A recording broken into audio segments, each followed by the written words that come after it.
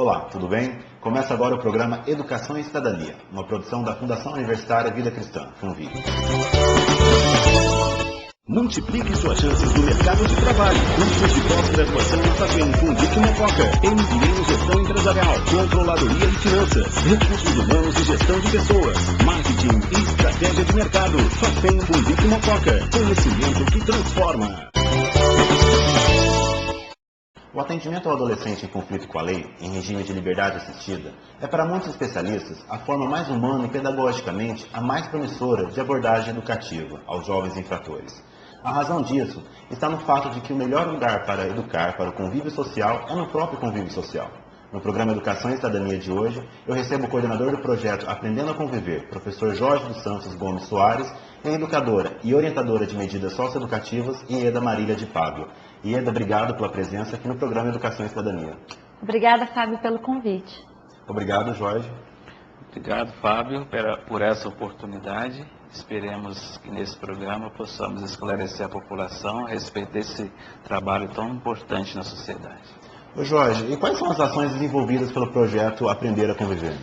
O projeto Aprendendo a Conviver, eu quero ressaltar um ponto muito importante para a Mococa, que nós estamos atuando nesse campo desde 2004, tivemos uma pausa e retomamos em 2006 com o projeto Aprendendo a Conviver. O projeto Aprendendo a Conviver ele faz parte da grande obra social da Paróquia Santa Luzia, que é composta por 11 convênios, né? Aqui temos o CAPS-AD, que também cuida de situações de álcool e droga, CAPS Saúde Mental, residências terapêuticas, onde tem várias pessoas que moram nessas casas. Nós temos 4 casas masculinas e 2 femininas, temos a Casa Abrigo de Adolescentes, e para que a população também fique ciente de que todo esse conjunto de atividades, no ano de 2010, efetuamos mais ou menos 50 mil atendimentos à população de Mococa. Inclusive o projeto Aprendendo a Conviver, que tem por objetivo acolher, primeiramente, os adolescentes que estão em situação em conflito com a lei, que são enviados pela Vara da Infância e Juventude, que é o juiz Dr. Guilherme, e o promotor da Vara Juventude, Dr. André Freitas. Ô Jorge, atualmente quantos adolescentes são atendidos por esse projeto? O projeto ele tem a capacidade de atender 80 adolescentes. Ultimamente nós estamos com 47 adolescentes em medida socioeducativa. E esse número ele é variável porque há momentos que a procura pelo projeto é grande, porque também os julgamentos desses adolescentes aumentaram. E no ano de 2010 tem correndo lá na Vara da Infância e Juventude em torno de 250, 300 processos de adolescentes com alguma situação em conflito com a lei. Jorge, e quais são os crimes ou infrações mais comuns cometidas por esses jovens em conflitos com a lei? São diversas situações, das mais simples às mais complexas. As mais simples são aquelas que o adolescente, por exemplo, num trânsito, dirigindo sem carteira, ou em alta velocidade, ou alcoolizado. E os mais fortes, os crimes mais intensos são o tráfico de drogas, né, que a maioria é tráfico de droga aqui em Mococa, não só em Mococa, mas no estado de São Paulo todo, no acesso que nós temos. E outros crimes, por exemplo, como crimes de morte, assim por diante, mas tudo começa com a questão da droga, né? Ieda, esses jovens, uma vez encaminhados ao projeto, como é que é desenvolvido esses programas? Como é que são desenvolvidas as atividades para esses adolescentes e jovens em conflitos com a lei? A gente tem um programa, né? Quais são as atividades que a gente realiza com ele? Então, quando ele chega até o projeto, a gente faz com ele o que a gente chama de interpretação da medida. Então, a gente lembra ele, a gente pergunta para ele se ele lembra do ato infracional. Muitas vezes, quando ele já tem muita vivência infracional, ele nem lembra por que ele está ali, qual foi a infração que ele fez. Se foi o roubo, se foi algum estelionato, se foi uma ameaça. Então, a gente chama a atenção dele, olha, você está aqui por conta dessa infração que você cometeu tal dia, você se lembra desse fato? Ele fala, lembra. Então, a partir daí, a gente tem alguns procedimentos. Então, tem que inserir ele na escola, inserir ele em atividades profissionalizantes. providenciar sua documentação profissional, acompanhar para ver se ele continua tendo vivência, se ele faz uso de droga, encaminhar para o CAPS para algum acompanhamento, ou internação em alguma outra clínica, e no mais, assim, inserir ele na rede, né? O que é muito difícil para a gente, que são as atividades educativas de curso profissionalizante, e também ver se ele consegue uma oportunidade de emprego, alguma coisa. Ieda, o professor Jorge até adiantou a questão do encaminhamento desse adolescente em conflito com a lei ao projeto. Mas como que ele funciona? Como é que é o processo até esse adolescente chegar ao projeto Aprendendo a Conviver? O adolescente, ele cometeu um ato infracional, ele é pego pela polícia, né, na abordagem, e é levado até a delegacia. Lá na delegacia eles chamam os pais, e aí se foi algum delito grave, como tráfico de drogas e homicídio, ele já fica ali custodiado até ser mandado para alguma unidade próxima, que é unidade de internação provisória. E aí depois ele tem... Desculpa te interromper, próximo a Mococa tem alguma... Às vezes eles podem ficar em Tambaú, tem uma unidade próxima que acolhe adolescente, tem em Casa Branca também, até surgir vaga em alguma unidade da Fundação Casa aqui no estado de São Paulo, por onde eles são encaminhados. E aí, se o delito não foi grave, ele fica ali, os pais vão lá, assinam e levam o adolescente. Depois ele tem uma oitiva no fórum, né, na presença do Dr. André e do Dr. Guilherme. Ele fala, né, o que ele sabe sobre aquele ato infracional, e ali ele é sentenciado com uma medida socioeducativa. Aí tem a semi-liberdade, né, que é a semi-liberdade mais próxima que a gente tem em Mojimirim. Aí tem a medida de liberdade assistida e prestação de serviço à comunidade, que são as duas que nós trabalhamos aqui em Mococa. E a internação, quando é caso grave. Mas quais são os casos específicos que o projeto atende aqui em Mococa? De jovens em conflitos com a lei. Casos de infrações? Isso, quais são os atos infracionais?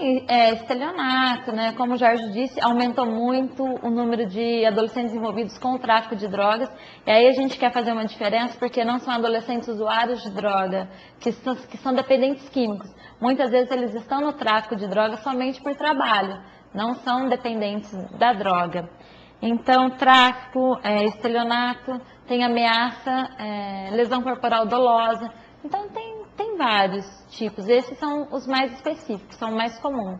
Jorge, existe alguma diferenciação do tratamento das medidas socioeducativas? Por exemplo, o adolescente, no caso, que for pego pela polícia dirigindo sem habilitação, ele vai se sujeitar a uma medida socioeducativa no departamento de trânsito, por exemplo? Como que funcionam essas medidas, esse direcionamento dos adolescentes? As medidas socioeducativas, elas são bem direcionadas, né? Em conversa com o promotor de justiça, está bem envolvido com essa questão na cidade, e de fato é uma preocupação até pessoal dele em termos do adolescente. Como a Ieda já colocou, então existe vários graus de medida. Por exemplo, um adolescente que foi pego no trânsito. Então, a orientação do juiz, Dr. André, ultimamente está sendo de encaminhá-lo para um setor que o ajude a pensar sobre o ato que ele cometeu. E um dos parceiros nossos é o Departamento de Trânsito, onde tem a Zona Azul aqui na cidade. Eles, juntamente com outros estagiários, eles vão prestar esse serviço, 2 horas de prestação de serviço por dia. E ali, eles ficam ali durante 3 meses até 6 meses, e aí encerrando, se ele cumpriu com os requisitos que é semanalmente estar ali naquele serviço, e também tem que comparecer na sede de projeto a cada 15 dias para um atendimento individual. E juntamente com isso, nós também trabalhamos com a família nesse processo. Ieda, e os casos de reincidência em atos infracionais, ou até em crimes, verdadeiros crimes, é grande no projeto? Como que é? É grande a reincidência em tráfico, né? Hoje a gente está perdendo os nossos meninos para este trabalho informal, né? Que é o tráfico de drogas. Então, muitos estão reincidindo nessa medida. O adolescente sai da Fundação Casa, fica 2 meses fora e já volta porque voltou a traficar. Ieda, no município de Mococa existem ações para tentar minimizar essa reincidência de jovens no crime? Tem, né? Nós temos muitos projetos sociais em Mococa, muitas instituições e muitas ONGs que trabalham preventivamente, né? Lar Maria Imaculada, Artesanato, Grupo TUM, projeto Recriando, projeto Providência Santíssima, o Centro de Voluntariado de Mococa, projeto Beija-Flor, a PAI. Assim, são muitas instituições que estão voltadas a minimizar esses problemas dos adolescentes e oferecer oportunidades para eles. No entanto, em relação ao uso de drogas, nós não temos que trabalhe realmente a prevenção de uso de drogas. Claro que se a gente trabalhar para que ele tenha aumento da sua autoestima, para que ele tenha acesso a cursos profissionalizantes, a gente consegue que ele construa um projeto de vida mais saudável, mas focado na questão da prevenção do uso de drogas, a gente não tem ainda. Ô Jorge, drogas é um problema corriqueiro, é um problema pertinente, que é uma epidemia que existe no Brasil e no mundo e que não é diferente na cidade de Mococa. Isso é geral, e é uma questão que a gente chama aí, a gente fala que o adolescente não são responsáveis, que não querem trabalhar, mas na verdade é que não existe trabalho para essa faixa etária, né?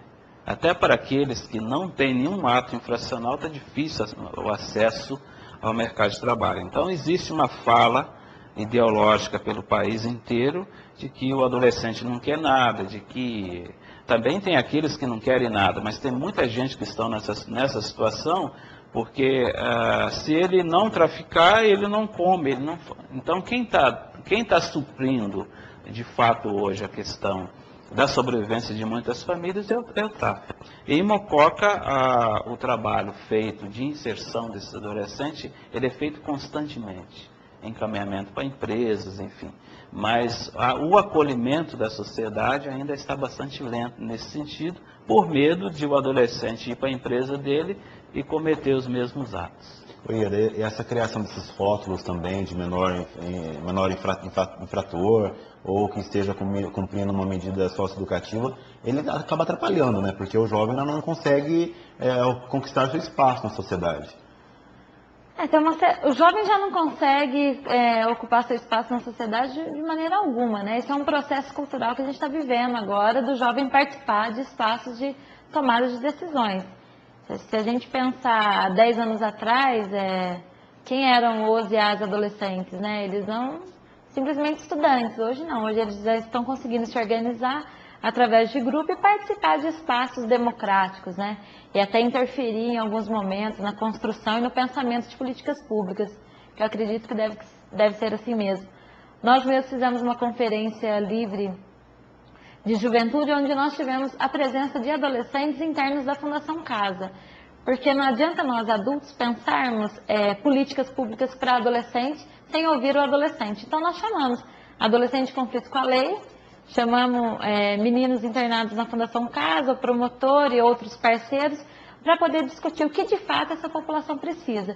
Mesmo o trabalho da medida socioeducativa do adolescente, do jovem, no projeto, ele também tem que refletir na sociedade. A sociedade tem que estar preparada para absorver esse adolescente, esse jovem, não como uma forma de rotulá-lo, mas sim como dar uma segunda oportunidade, uma segunda chance. E também mostrar para a sociedade que a medida socioeducativa, ela é comum, ela é geral. O adolescente, a sociedade no caso, está dando uma oportunidade a esse jovem, ao invés de levá-lo para uma Fundação Casa ou um internamento, ele está cumprindo uma medida socioeducativa no próprio município, na própria sociedade. Então, o trabalho de integração é maior nesse caso. Eles acreditam assim, que eles foram punidos. Então, eles receberam uma medida socioeducativa, então eles estão sendo punidos, e aí eles não querem ir até o projeto, porque é obrigação, é punição e tal. E aí a gente tenta conversar com eles, faça dessa medida socioeducativa um espaço de aprendizagem. Aqui você vai ter curso profissionalizante, tem curso de informática, né? Hoje em dia, se você não mexer na internet, você está fora, já está excluído. E aí a gente tenta discutir com ele, aproveita esse momento, porque talvez você não tenha outro. Talvez você está aqui por uma infração que você fez, mas que pode ser positivo na sua vida. Então tem meninos que estão fazendo curso de solda e aí já estão pleiteando vaga em empresa. Um dos nossos meninos já está trabalhando numa empresa aqui em Mococa, fez o curso de solda com a gente. E até os familiares dos adolescentes em conflito com a lei também são beneficiados, né? Porque também participam dessas atividades e desses cursos profissionalizantes. Mas é um caminho, né? É devagar esse processo cultural, né? Ô Jorge, quando a gente discute esse assunto sobre liberdade assistida, liberdade com medidas socioeducativas para jovens em conflitos com a lei, A gente volta à antiga discussão, e corriqueira também essa discussão na sociedade, que é a redução da maioridade penal. Na sua opinião, isso é uma solução ou um problema? Eu acho um problema justamente por considerar várias variáveis sociais, né? Então, na verdade, o país inteiro ele não está preparado, do ponto de vista do desenvolvimento econômico, para dar vazão aos problemas sociais. Então, se vai punir o adolescente dessa forma, simplesmente está só ampliando uma lei, né, e que vai causar mais situações sociais ainda, porque os presídios que já existem, né, estão numa sobrecarga enorme. E essas pessoas saem de lá como que esses presídios também não recuperam ninguém. Simplesmente, nós temos os exemplos aí, quando sai para um dia de pai, o dia da mãe, o dia do Natal, muitos não voltam dos adultos, né? E se diminui essa maioridade penal, simplesmente a gente vai estar punindo criança que deveria ter um projeto social ou uma educação autêntica que levasse a uma formação da cidadania. Como a educação está posta no país, como que o ensino está no país, seria um delito, eu diria, uma irresponsabilidade dos dirigentes ou do governo de fazer uma coisa dessa. Porque não se dá estrutura, né, para fazer uma coisa dessa. Simplesmente você vai punir com uma pena de ficar, como em outros países já existem, mas não levando em conta tudo aquilo que leva o adolescente a chegar nessa vulnerabilidade. Ieda, a questão da redução da maioridade penal é uma discussão polêmica, gera opiniões diversas, mas o próprio Estatuto da Criança e Adolescente, o ECA, ele prevê esse tipo de atendimento de medidas socioeducativas. Sim, ele prevê, né? Está lá no artigo 117 e 118, as medidas socioeducativas. Eu acho que a redução da maioridade penal, ela é um clamor da população, né? Quando acontece alguma morte, né? Algum homicídio, algum latrocínio envolvendo, principalmente quando são vítimas crianças, né? Como o caso do João Hélio, onde tinha um adolescente envolvido, eles queriam... Aí vem todo o clamor para reduzir a maioridade penal. O que as pessoas têm que ter em mente trancar o adolescente ou a pessoa no sistema prisional vai adiantar, porque ele vai sair dali depois e ele tem todo um tempo, né, para continuar tendo a sua vivência infracional ou não. Eu acho que a gente tem que investir mais em espaço educativo, né, em espaços de aprendizagem para que o sujeito, né, porque eu também observo, não só em relação ao adolescente, mas o sistema prisional brasileiro, ele é deficitário, né, ele dá margem para que o sujeito continue infracionando. Então, o melhor a se fazer hoje é trabalhar a prevenção, é claro, e também a questão das medidas socioeducativas para conscientizar esses jovens a não cometer mais atos infracionais no futuro. Não simplesmente depositando eles em unidades prisionais. A melhor coisa é a gente investir na família, né? Se a família tiver condições de criar os seus filhos, de educá-los, de ter saúde, de ter educação, lá no nosso artigo da Constituição, se a gente conseguir cumprir, né, com essas coisas básicas, eu acho que a gente consegue prevenir o adolescente de muita coisa. Não dá para chegar no adolescente que está me dizendo, Ieda, eu não tenho água, eu não tenho luz, eu não tenho gás, e eu não tenho como ir na escola porque eu não tenho como tomar banho. Dá para eu falar para ele, você tem que ir atrás de um emprego, você tem que voltar para a escola, você tem que providenciar a sua documentação. Ele não tem condições básicas de sobrevivência, de vida. Então, eu acho que se as famílias têm essas condições estruturalizadas, se elas têm condições de cuidar um pouco melhor dos seus filhos e de si, acho que a gente consegue dar um passo importante para que ele não venha infracionar. Jorge, o projeto Aprender a Conviver, ele conta com o apoio de empresas, de instituições governamentais? Nós temos alguns parceiros, a Fundação Telefônica está conosco desde 2008, que eles têm um programa em 13 países, né, a sede na Espanha, e aqui no Brasil eles apoiam as medidas socioeducativas. E o trabalho que eles têm feito tem nos ajudado muito, porque quando começamos o projeto nós só tínhamos o convênio da prefeitura.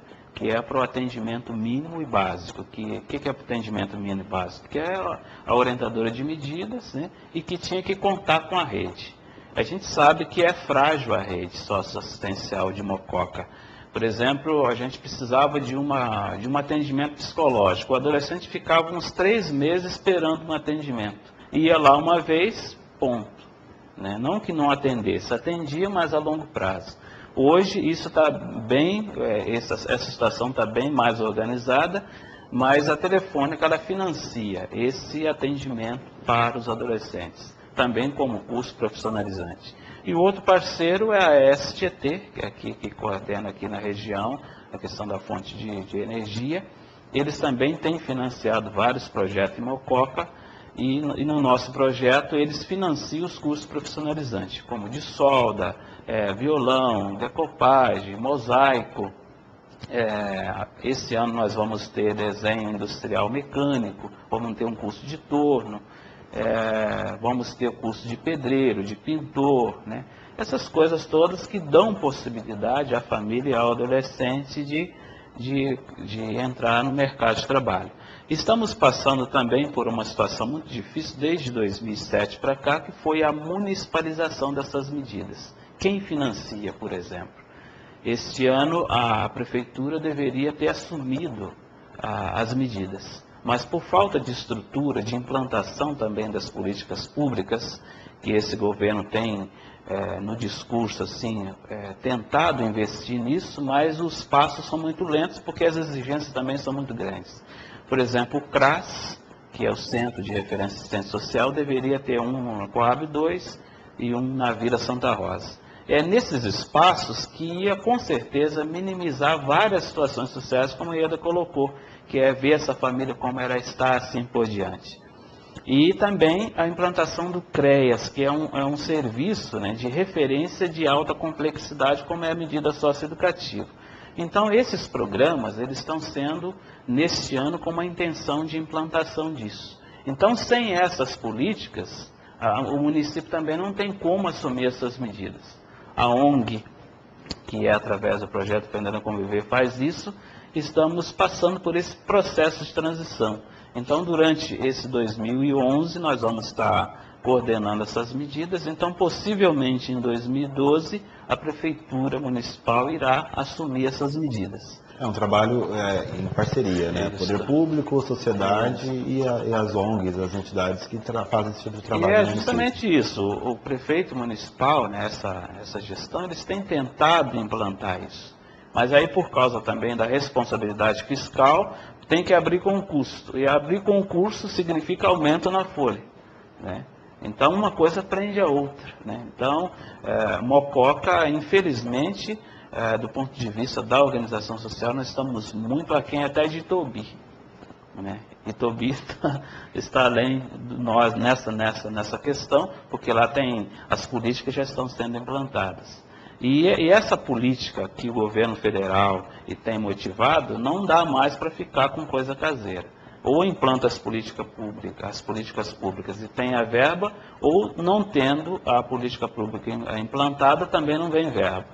Então, aí estamos nessa questão, é tudo ou nada, ou implanta, ou fica como está. E tivemos uma reunião com a DRADES, que é a regional aqui de Mococa.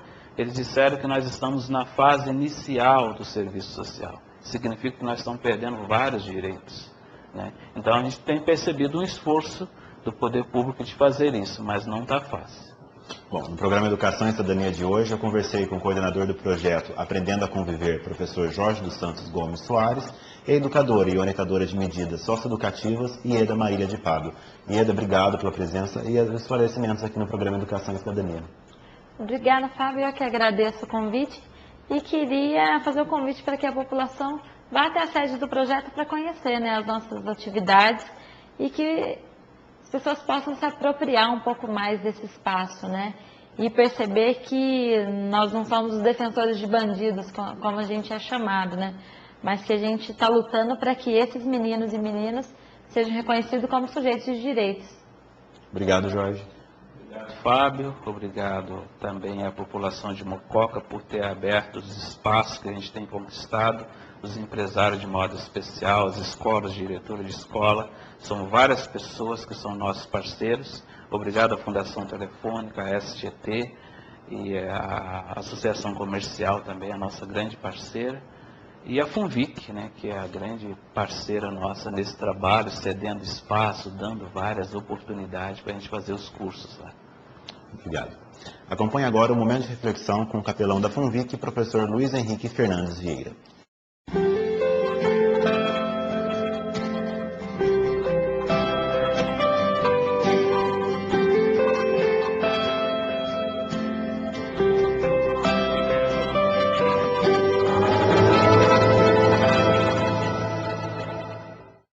Olá, bem-vindo a mais um momento de reflexão. Este momento é patrocinado pela Fundação Universitária Vida Cristã e nós temos o interesse de oferecer a você alguns momentos para que você pense em situações que estão diretamente ligadas ao nosso cotidiano. Hoje estaremos falando sobre a questão da nossa juventude. Não precisamos ir longe para ver a nossa juventude necessitada de exemplos, de paradigmas, de pessoas que possam oferecer a ela uma situação melhor, um caminho melhor, uma esperança melhor, para que possam nortear as suas vidas. Eu gostaria de trazer a vocês duas palavras. Uma palavra escrita por Moisés, que se encontra lá em Deuteronômio, no capítulo 6, onde diz assim: estas palavras que hoje te ordeno estarão no teu coração. Tu as inculcarás a teus filhos e delas falarás, assentado em tua casa e andando pelo caminho, e ao deitar-te e ao levantar-te. Moisés estava trazendo um recado da parte do Senhor, dizendo que cabe a nós, pais, cabe a nós, adultos, que temos uma experiência maior, dizer aos nossos jovens e aos nossos adolescentes aquilo que eles devem evitar e o caminho por onde eles devem andar. Certamente, a vida vai mostrar a direção que eles devem seguir. Todavia, nós podemos evitar muitos erros para eles. Todavia, nós precisamos entender que é responsabilidade nossa alertá-los sobre o caminho que escolheram. Mas eu também queria trazer uma outra palavra que é diretamente ligada a você, jovem. O apóstolo Paulo, escrevendo a Timóteo, seu discípulo, diz o seguinte para ele: ninguém despreze a tua mocidade, pelo contrário, torna-te padrão dos fiéis na palavra, no procedimento, no amor, na fé e na pureza. Jovem, eu acredito que ainda que falte para você alguém ao seu lado, que falte para você, quem sabe, uma pessoa para mostrar o caminho, você deve se responsabilizar pelos seus atos. Você deve entender que você tem capacidade para acertar. E se porventura você errar, volte do ponto onde você errou. Procure uma direção melhor. Procure algo que vá fazer com que o seu futuro seja diferente e, lógico, para melhor. O apóstolo Paulo diz que é na juventude que nós devemos já sim pensar em sermos padrões.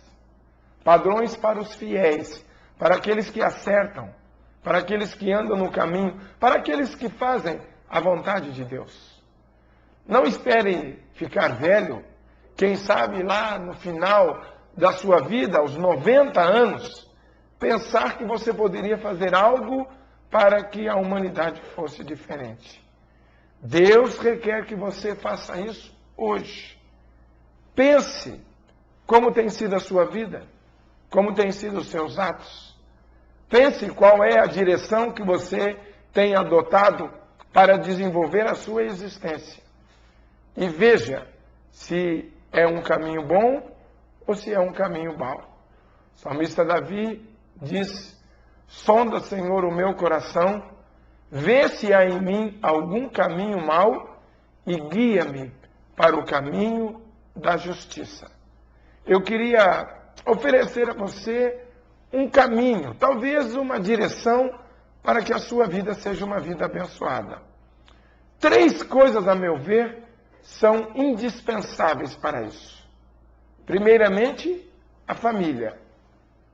Olhe para a sua família, escute o que os seus pais, o que os seus parentes estão dizendo para você. Afinal de contas, eles te amam. Eles querem o seu bem. Segundo lugar, olhe para a educação. A educação é indispensável para o seu desenvolvimento como cidadão, como pessoa, para conhecer e exercer os seus direitos. Em terceiro lugar, usufrua de uma religião. Todo ser humano precisa ter contato com a sua divindade, com o Deus, Criador dos céus e da terra.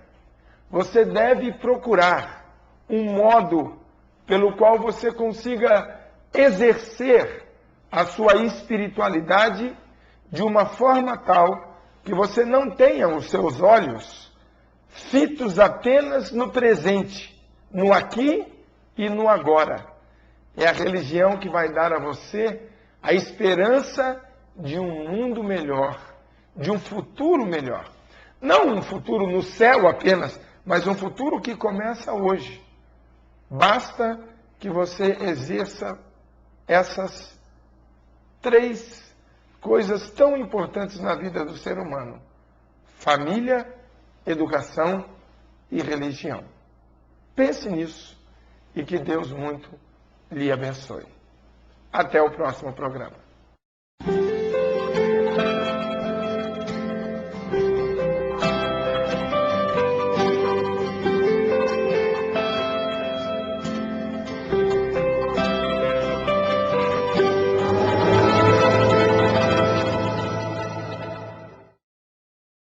O programa Educação e Cidadania fica por aqui. Se você tiver dúvidas ou sugestões de temas para o nosso programa, você pode enviá-las pelo e-mail programaeducação@funvic.org.br. É muito importante a sua participação. Obrigado pela sua companhia e até o próximo programa.